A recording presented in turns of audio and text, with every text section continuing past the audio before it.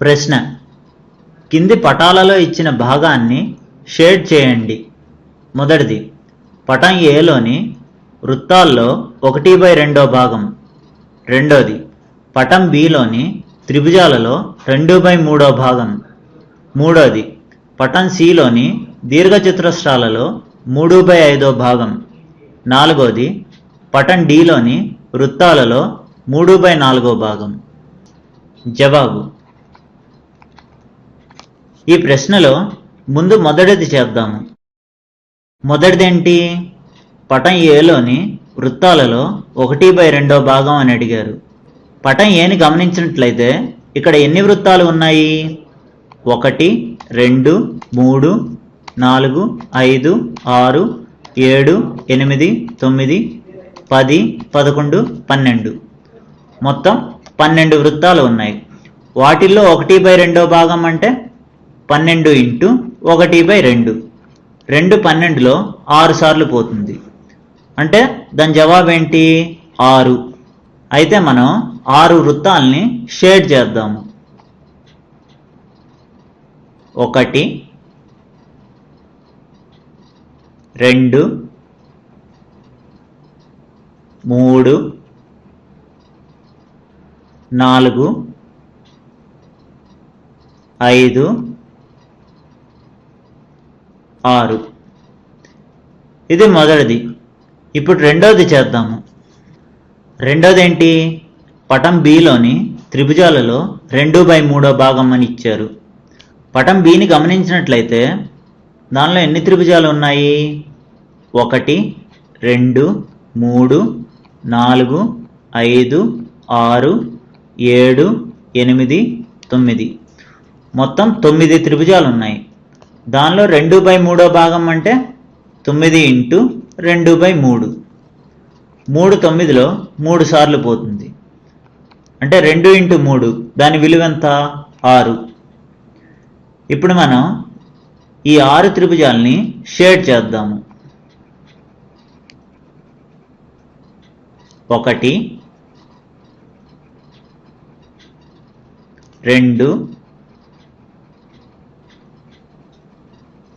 3,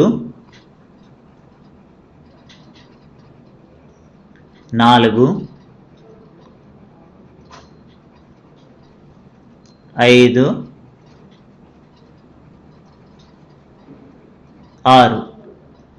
ఇది రెండోది. ఇప్పుడు మూడోది చేద్దాము. మూడోది ఏంటి? పటం సిలోని దీర్ఘచతురస్రాలలో 3/5 భాగం. పటం సిని గమనించినట్లయితే దానిలో ఎన్ని దీర్ఘచతురస్రాలు ఉన్నాయి? లెక్క పెడదాం. 1, 2, 3, 4, 5, 6, 7, 8, 9, 10, 11, 12, 13, 14, 15. మొత్తం 15 దీర్ఘచతురస్రాలు ఉన్నాయి. దానిలో 3/5 భాగం అంటే 15 × 3/5. 5 15లో 3 సార్లు పోతుంది. అంటే ఎంత వచ్చింది? 3 × 3, అంటే దాని విలువ 9. ఇప్పుడు మనం వచ్చిన ఈ 9 దీర్ఘచతురస్రాలని షేడ్ చేద్దాము. 1,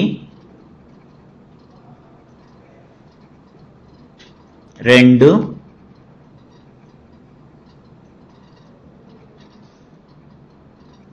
3, 4,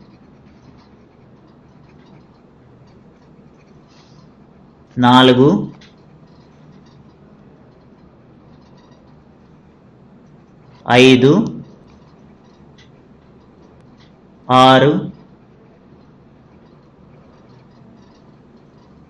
6, 7, 8, 9. ఇది మూడోది. ఇప్పుడు నాలుగోది చేద్దాము. నాలుగోది ఏంటి? పటం డిలోని వృత్తాలలో 3/4 భాగం. పటం డిని గమనించినట్లయితే అందులో మొత్తం ఎన్ని వృత్తాలు ఉన్నాయి? లెక్క పెడదాం. 1, 2, 3, 4, 5, 6, 7, 8, 9, 10, 11, 12, 13, 14, 15, 16, 17, 18, 19, 20. అంటే మొత్తం 20 వృత్తాలు ఉన్నాయి. దానిలో 3/4 భాగం అంటే 20 ఇంటూ 3/4. 4 20లో 5 సార్లు పోతుంది. 3 ఇంటూ 5 అంటే దాని విలువ 15. ఇప్పుడు మనం ఈ 15 వృత్తాలని షేడ్ చేద్దాము. 1, 2, 3, 4, 5, 6, 7, 8, 9, 10, 11,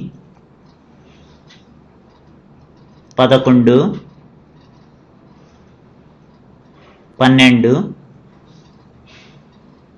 13, 14, 15. ఇదే మనకు కావాల్సిన జవాబు. వచ్చే వీడియోలో మరికొన్ని ఉదాహరణలు చూద్దాము.